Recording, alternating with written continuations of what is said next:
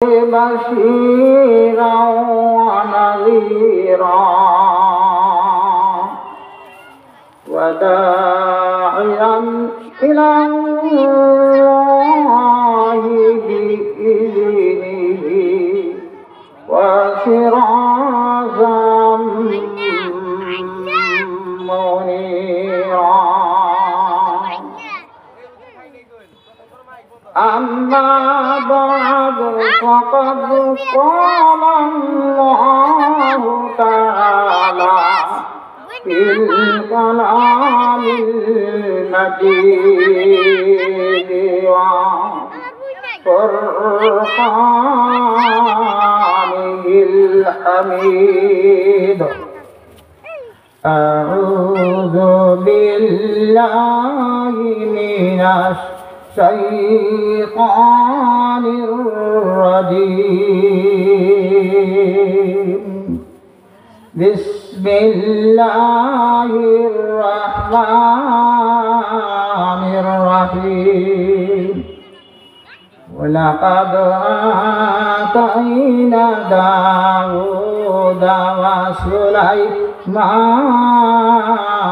علما وقال الحمد لله الذي فضلنا على كثير من عباده المؤمنين.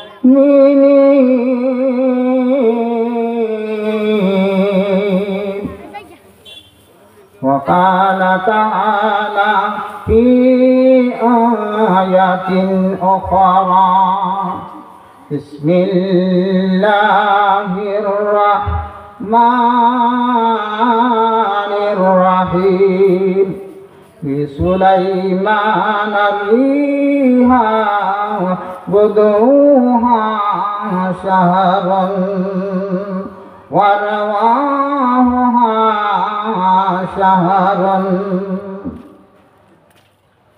لقد جاء في الحديث قال النبي صلى الله عليه وسلم من بنى لله مسجدا بنى الله له بيتا في الجنة أو كما قال عليه الصلاة والسلام. আমরা কালেমার জিকির করি কয়েকবার। লা ইলাহা ইল্লাল্লাহ, লা ইলাহা ইল্লাল্লাহ, লা ইলাহা ইল্লাল্লাহ, লা ইলাহা ইল্লাল্লাহ। দিবানিশি মান রে আমার আর দিও না যন্ত্রণা, গান যদি হইতাম ধনী বারবার যাইতাম মদিনা।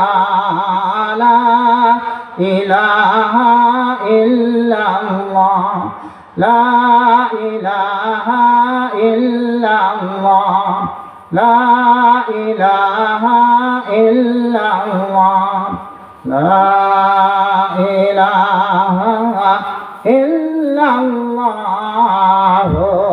মুহাম্মাদুর রাসূলুল্লাহ।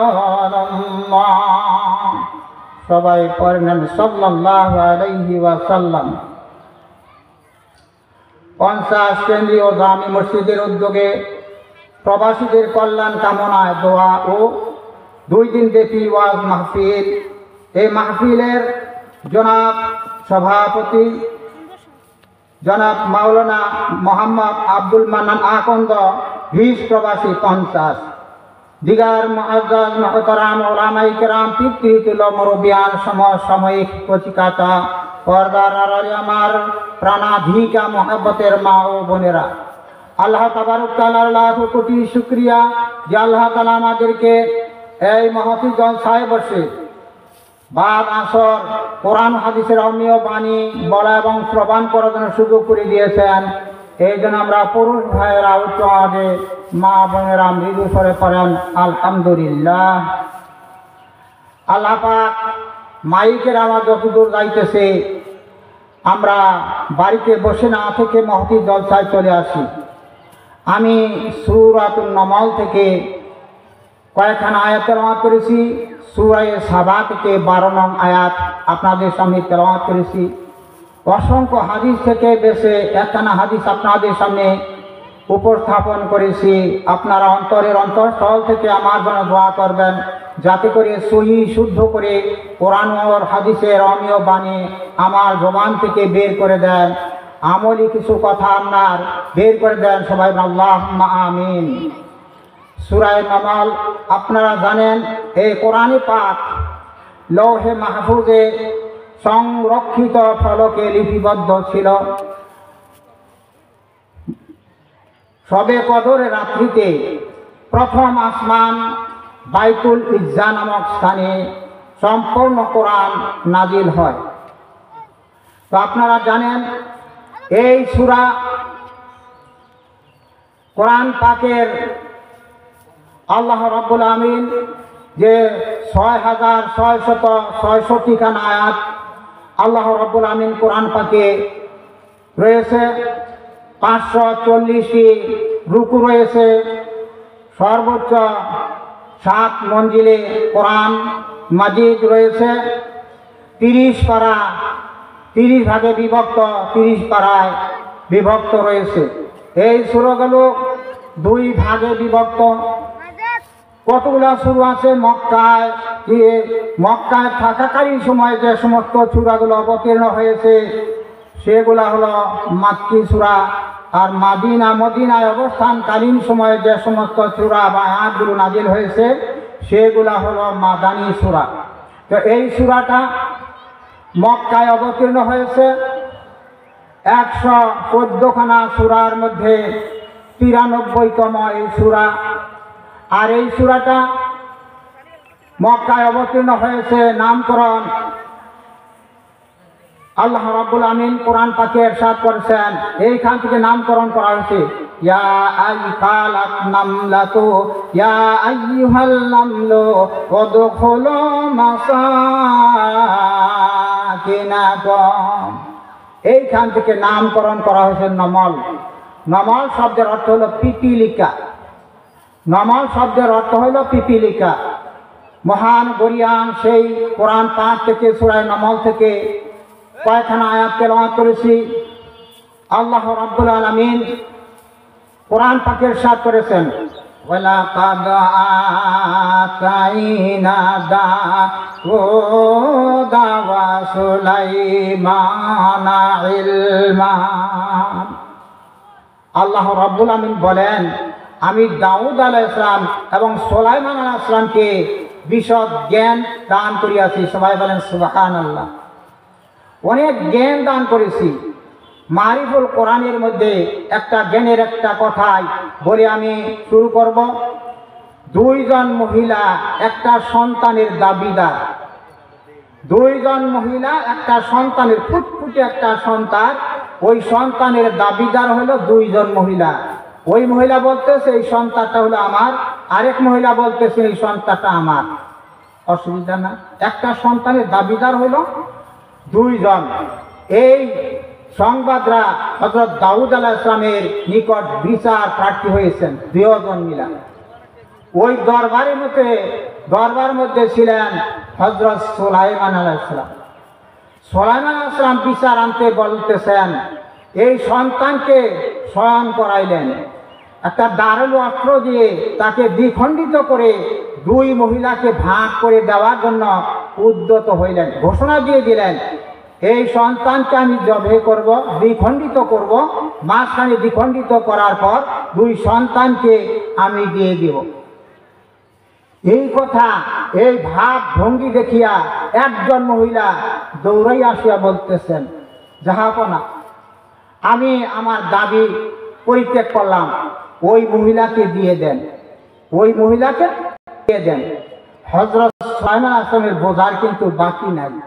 হযরত সুলাইমান আলাইহিস সালাম বললেন, যে এই যে মহিলাটা দৌড়ে আসতেছে বলল যে এই সন্তানটা ওই মহিলাকে দিয়ে দেন, তবু ওই সন্তানকে বাঁচায় রাখেন। তখন ওই মহিলাকে আসলে প্রকৃত মা হিসাবে তাকে এই সন্তানকে দেওয়া হলো। আরেকজন মহিলা যে দাবি করেছিল তাকে মিথ্যা বলার কারণে যতটুকু শাস্তি পাওয়ার দরকার এই পর্যন্ত শাস্তি প্রদান করে তাকে ছেড়ে দেওয়া হলো। এ সম্পর্কে আল্লাহ তাআলা সূরা আম্বিয়ার ৭৯ নং আয়াতে আল্লাহ রাব্বুল আমিন বলেন, ফাফাহামনাহা সুলাইমানা কুল্লাতাইনা হুকমান ওয়া ইলমা। আল্লাহ রাব্বুল আমিন বলেন, এই যে বিচারের ব্যবস্থা আমি এদেরকে বুঝিয়ে দিলাম। সবাই বলেন সুবহানাল্লাহ। আর প্রত্যেককেই প্রজ্ঞা এবং জ্ঞান দান করিয়াছি, প্রত্যেকেই প্রজ্ঞা এবং জ্ঞান দান করিয়াছি। সবাই বলেন সুবহানাল্লাহ। আল্লাহ রাব্বুল আমিন কোরআন পাকে ইরশাদ করেছেন, আমরা যে প্রধানমন্ত্রী হোক, যে কোনো লোক হোক, এক জায়গা থেকে আরেক জায়গায় আরেক রাষ্ট্রে যেতে হয়, কি কোন যেতে হয় না? অবশ্যই যেতে হয়। তো হযরত সুলাইমান আলাইহিস সালামের একটা দোয়া করছিলেন সূরা সাবার ভিতরে আল্লাহ তাআলা বলেন যে হযরত সুলাইমান আলাইহিস সালাম এমন একটা দোয়া করছিলেন যে আমার একটা বিরাট সাম্রাজ্যের অধিকারী করে দিবেন, আমি যেন চিরজীবন সেই রাজ্যের আমি দাবিদার হতে পারি, সেই রাষ্ট্র পরিচালনার দায়িত্ব আমার উপরে অর্পিত হয়। এইটা দোয়া করছিলেন। হযরত সুলাইমান আলাইহিস সালাম কি করলেন?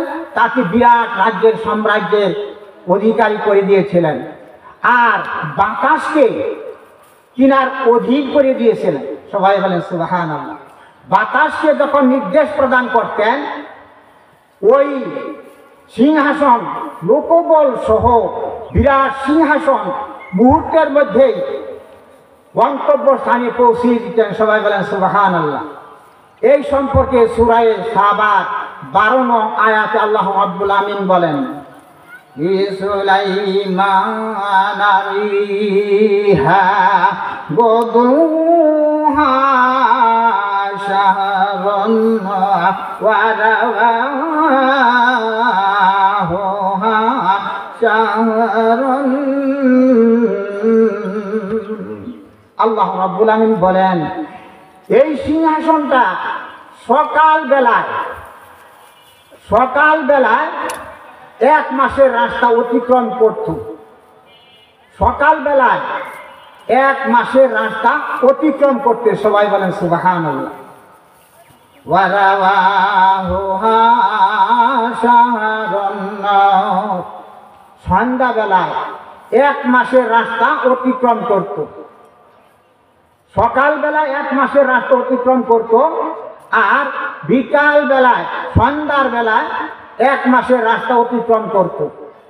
যখন কোনো সময় কোনো রাজ্যে যাওয়ার জন্য ইচ্ছা পোষণ করতেন, বাতাসকে নির্দেশ দিতেন, লোকবল সহ সৈন্য সামন্ত সব কিছু লইয়া অতি দ্রুত অল্প সময়ের মধ্যে যথাস্থানে পৌঁছে দিতেন। সবাই বলেন সুবহানাল্লাহ। একদিন এই সিংহাসনটা আসতেছে, এমন একটা জায়গায় উপনীত হতে যাচ্ছে, হাত্তা ইযা আতাউ আলা ওয়াদিন নামলি কালাত নামলাতু ইয়া আইয়ুহান নামলু উদখুলু মাসাকিনাকুম লা ইয়াহতিমান্নাকুম সুলাইমান জুনুদুহুম লা ইয়াসরুন। এমন একটা জায়গায় উপনীত হয়েছে, সেই জায়গাটা হইল কি পিঁপড়া অধ্যাসিত এলাকা। শুধু পিঁপড়া অধ্যাসিত এলাকা, শুধু পিঁপড়া আর পিঁপড়া। তো ওই সিংহাসন উড়ে আসতেছে, ওই জায়গায় নামবে সম্ভবত। এমনি সময় পিঁপড়ার দল নেতৃস্থানীয় পিঁপড়া, দলপতি পিঁপড়া তার অধীনস্থ পিঁপড়াদেরকে বলতেছে ইয়া আইয়ুহান নামলু ওয়াদখুলু মাসাকিনাকুম, হে পিঁপড়ার দল, তোমরা গৃহের মধ্যে প্রবেশ করো, কেননা সুলাইমান আসলামের বাহিনী তারা পিষ্ট করে আমাদেরকে নিষ্পেষিত করে আমাদেরকে মেরে ফেলবে। এই কথাটা তো সুলাইমান আসলাম সিংহাসনে বসিয়া শুনতেছে। সবাই বলেন সুবহানাল্লাহ। বা সুলাইমান দাদমাল কৌসারওয়ারি, বা সুলাইমান দাদমাল কৌসারওয়ারি, ফাতেমা সুদাও ও পরি। সুলাইমান আসলামকে এমন একটা রাজত্ব দান করেছিলেন, আর তার আংটির তাবে সমস্ত জিনদেরকে তার তাবে করে দিয়েছিলেন। সবাই বলেন সুবহানাল্লাহ। যখন নাকি ওই পিঁপড়ায় বড় নেতৃস্থানীয় পিঁপড়া অধীনস্থ পিঁপড়াদেরকে বলল, ও হলো মাসাকিনাকুম, তোমরা গৃহের মধ্যে প্রবেশ করো, লা ইয়াহতিমান্নাকুম সুলাইমান ওয়া জুনুদুহুম লা ইয়াশউরুন।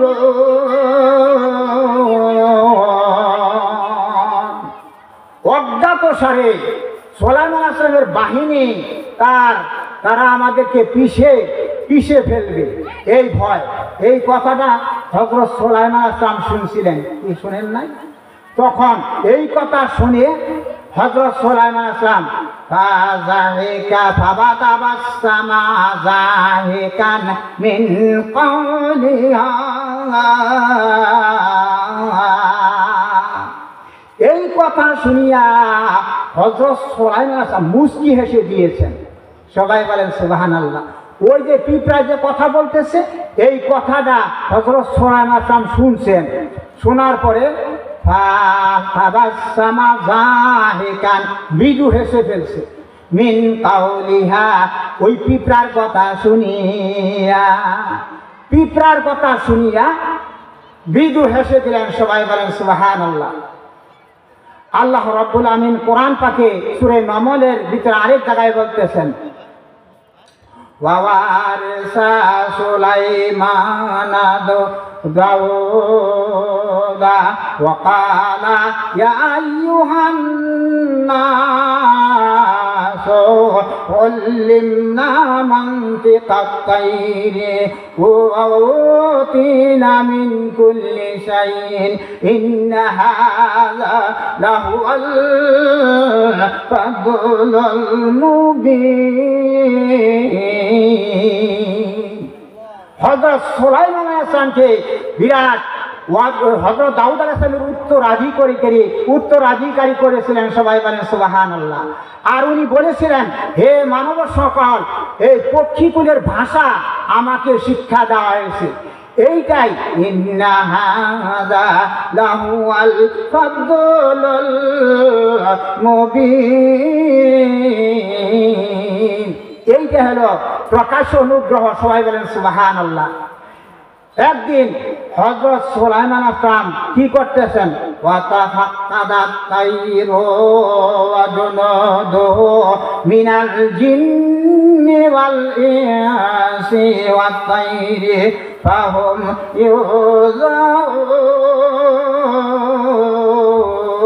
ইউযাউন। একদিন হযরত সুলাইমান আসলাম পক্ষীকুলকে একটু পরিদর্শন করতে গিয়েছেন। দেখতেছে কে উপস্থিত কে অনুপস্থিত, এটা খোঁজ খবর নেওয়া লাগে না, কি নেওয়া লাগে না, উপস্থিত এই পরিদর্শন করতেছে। দেখতে পাইলেন এই দৃষ্টিকোণে হুজুর সাল্লাল্লাহু আলাইহি ওয়াসাল্লাম কিন্তু সাহাবীদেরকে খোঁজ নিতেন, সাহাবীদের মাঝে খোঁজ নিতেন, তার কোনো সমস্যা আছে কিনা এই সম্পর্কে উনি কি করতেন, সমস্যার সমাধান করতে উনি এগিয়ে আসতেন। হযরত ওমর রাদিয়াল্লাহু তাআলা আনহু রাতের আধারে মদিনার অলিতে গলিতে ঘুরে করে বেড়াইতেন, তার কোনো সমস্যা আছে কিনা এটা প্রত্যক্ষ করতেন। সবাই বলেন সুবহানাল্লাহ। হযরত ওমর রাদিয়াল্লাহু তাআলা বলছেন যে ফোরাত নদীর তীরে যদি একটা বাঘ একটা ছাগলকে খেয়ে ফেলে, এই সম্পর্কে আমাকে জবাবদিহি করতে হবে, আমাকে প্রশ্ন করা হবে। কতটুকু ওনারা দায়িত্ববান ছিলেন, দেখছেন কতটুকু দায়িত্ববান ছিলেন। উনি পরিদর্শন করতেছেন, এমনি সময় বলতেছেন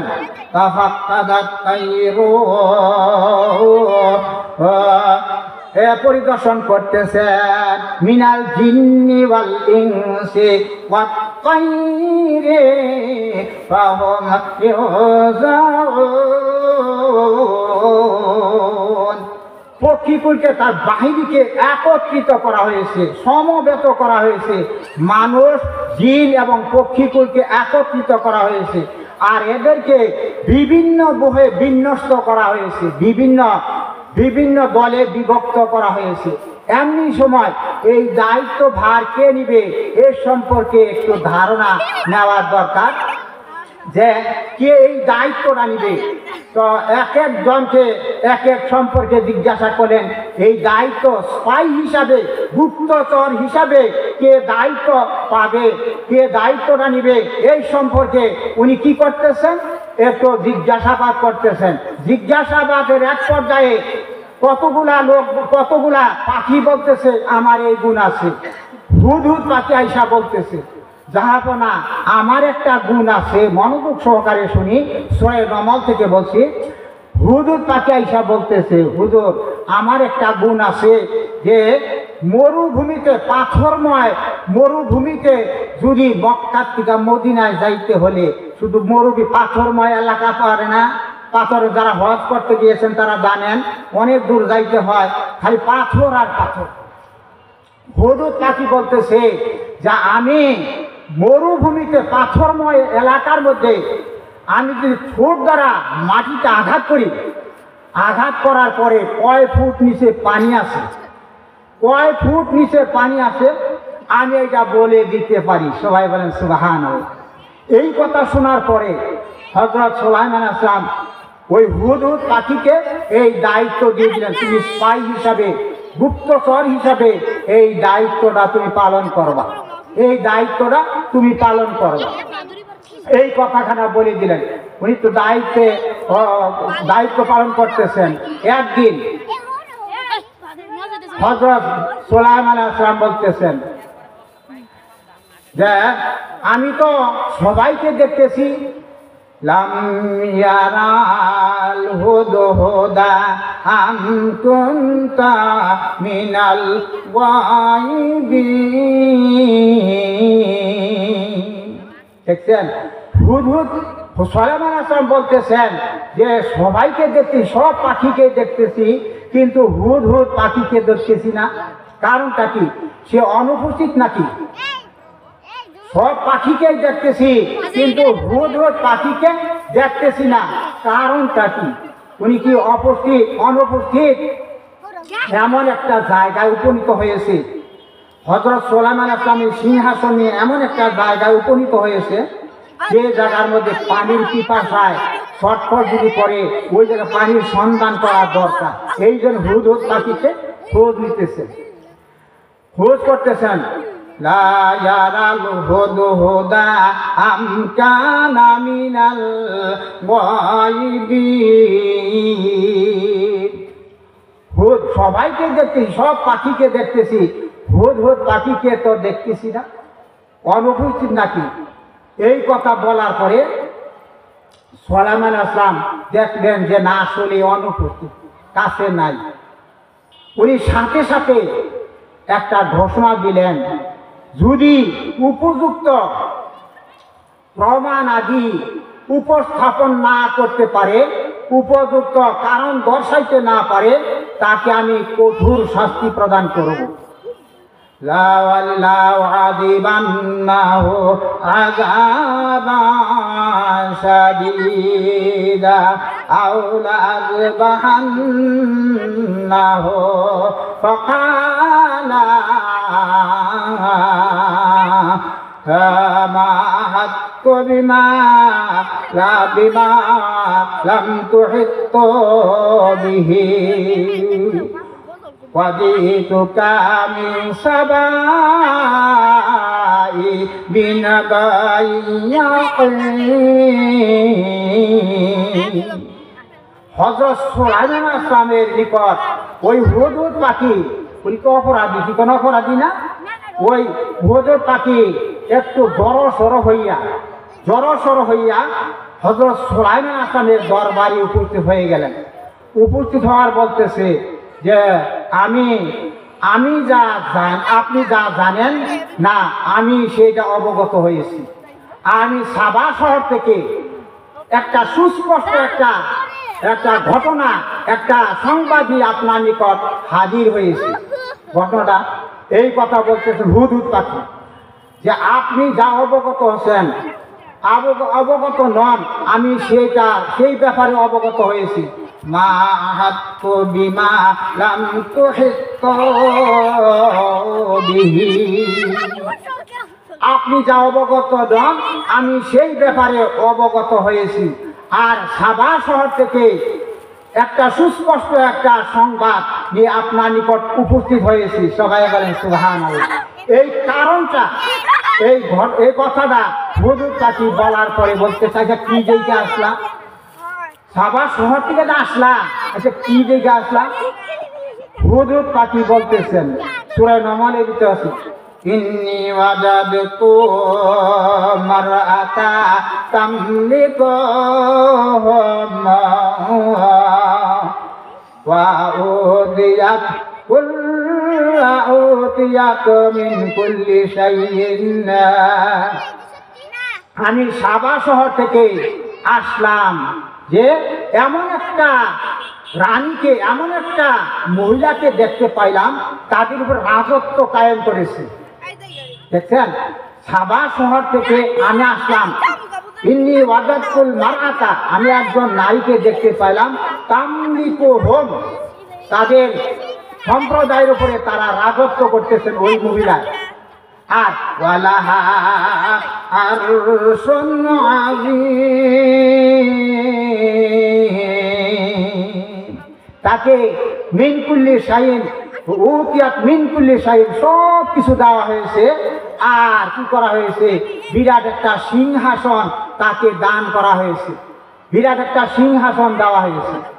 দেখছেন, যে আমি সাবা শহর থেকে একটা সংবাদ নিয়ে আসলাম, একজন মহিলাকে দেখতে পাইলাম, তার অধীনস্থ সবাই কি করতেছেন, কি তাদের উপরে রাজত্ব কায়েম করছে, আর তাকে সব কিছু প্রদান করা হয়েছে, দেওয়া হয়েছে।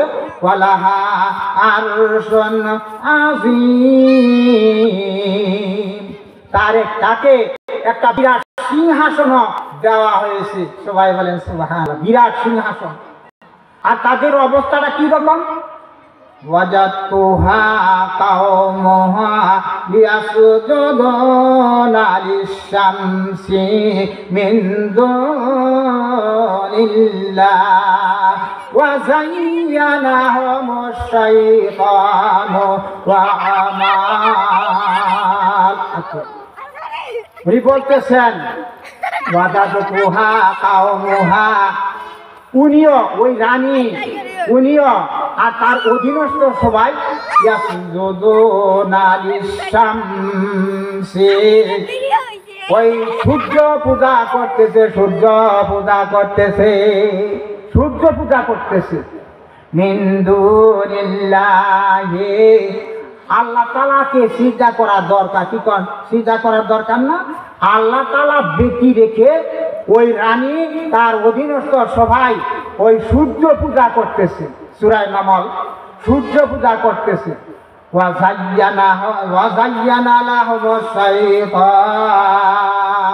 আমালাহুম, তারা যে কুকর্ম করতেছে এইটাকে আমি সুশোভিত করে দিয়েছি, যার কারণে তারা সৎ পথ থেকে বিব্রত রয়েছে। আর লাহুম ইয়াহতাদুন, তারা সৎ পথ প্রাপ্ত হন নাই, তারা সৎ পথ পাইতেছে না, সৎ পথ পাইতেছে না। এমনি সময় হযরত সুলাইমান আলাইহিস সালাম বলেন, ফাকালা ফানানজুর আসাদাকাতা আম কুনতা মিনাল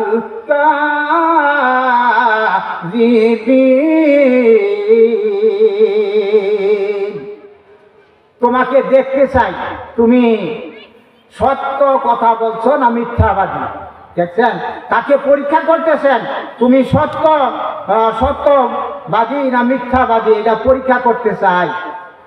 আমাদের একটা ঘটনা, একটা কথা আছে না, যে একটা কথা বলতে গেলে পড়লেই সবাই বলে থাকে হর্ষে বগুই দলিল আসবিয়ার, যে কথা তোমরা বলো তার সপক্ষে তোমরা ডকুমেন্ট, তোমরা দলিল পেশ করো। হযরত সুলাইমান আসলাম হুদহুদ পাখিকে বলতেছে, আমি তোমাকে দেখতে চাই যে তুমি সত্য বলেছ না মিথ্যাবাদী, এইটা তোমাকে দেখতে চাই। ইযহাব বিকিতাবি ফালকা আলাইহিম, একটা চিঠি তোমার নিকট দিয়ে দিলাম, এই চিঠিটা তুমি তার নিকট পৌঁছে দিবা। আর পৌঁছে দেওয়ার পর তুমি কি করবা, তুমি পাশে দাঁড়িয়ে থাকবা, দাঁড়িয়ে থাইকা তার চিঠিখানা তার নিকট অর্পণ করার পরে দাঁড়িয়ে থাকবা। তাদের প্রতিক্রিয়া কি হয় এইটা তুমি প্রত্যক্ষভাবে জানতে পারবা, জেনে আসবা। এই কথাটা বলে দিলেন। সাথে সাথে একটা চিঠি লেখা হযরত ওই রানী বিলকিসের নিকট একটা চিঠি লিখে দিলেন। ইন্নাহু মিন সুলাইমান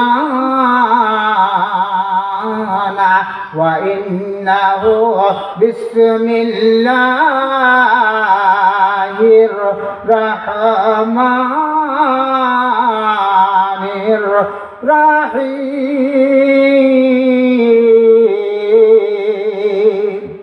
একটা চিঠিখানা লেখা দিলেন। এইটা সূরা নমলের 30 নং আয়াত। সবাই বলেন সুবহানাল্লাহ। এই চিঠিখানা পাওয়ার পরে রানী বিলকিসের মনের ভিতরে একটু পরিবর্তন শুরু হয়ে গেছে। আরেক কথা বলে দেন যে আল্লাহ তাআলা ওয়া আতুনি মুসলিমিন,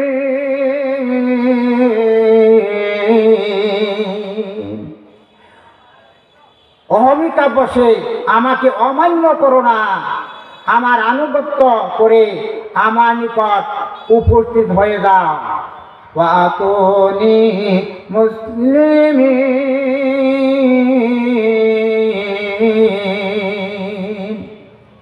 যে আমার আনুগত্য করে আমার নিকট উপস্থিত হয়ে যাও।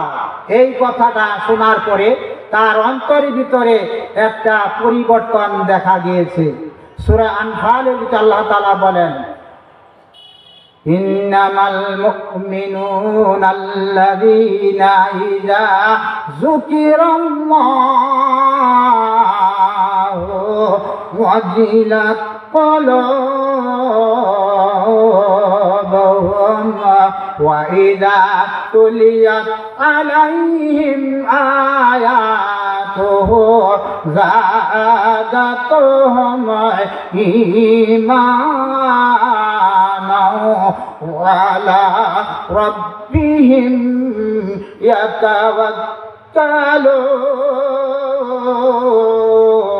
يتوكلون الذين يقيمون الصلاة ومما رزقناهم ينفقون أولئك هم المؤمنون حقا لهم درجات عند ربهم مغفرة ورزق كريم।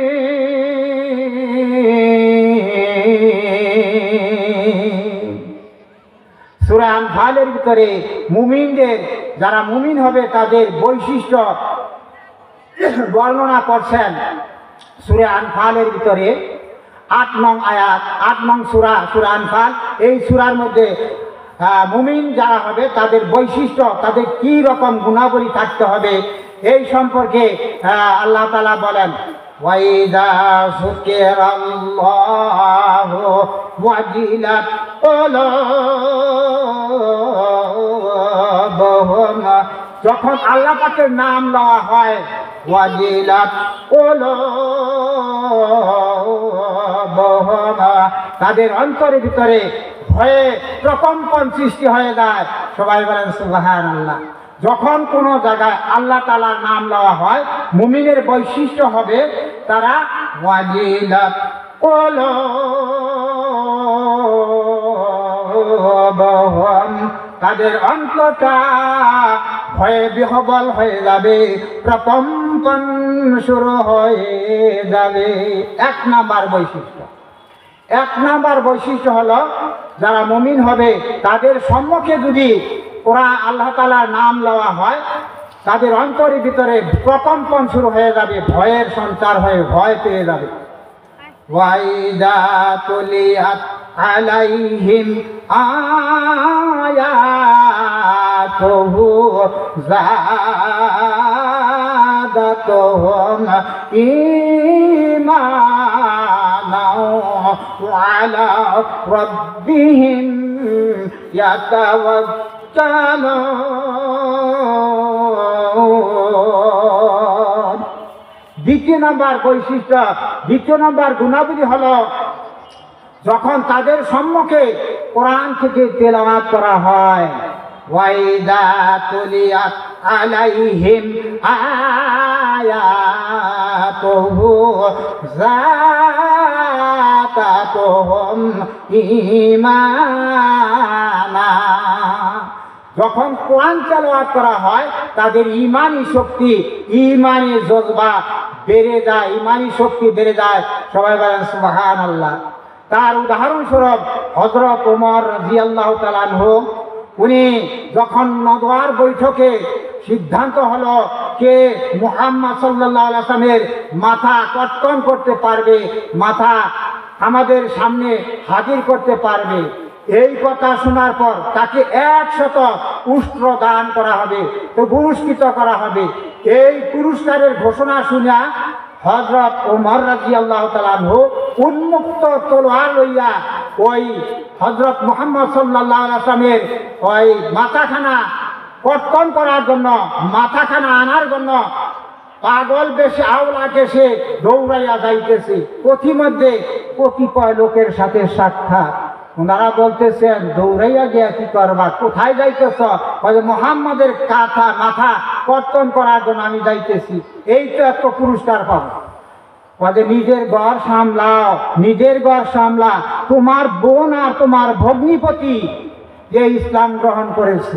এই কথা শোনার পরে হযরত ওমর রাদিয়াল্লাহু তাআলা আনহু ওই হুজুর সাল্লাল্লাহু আলাইহি ওয়াসাল্লামের দরবারের দিকে না গিয়া ওনার ভগ্নী এবং ভগ্নিপতির বাড়ির দিকে রওনা হইলেন।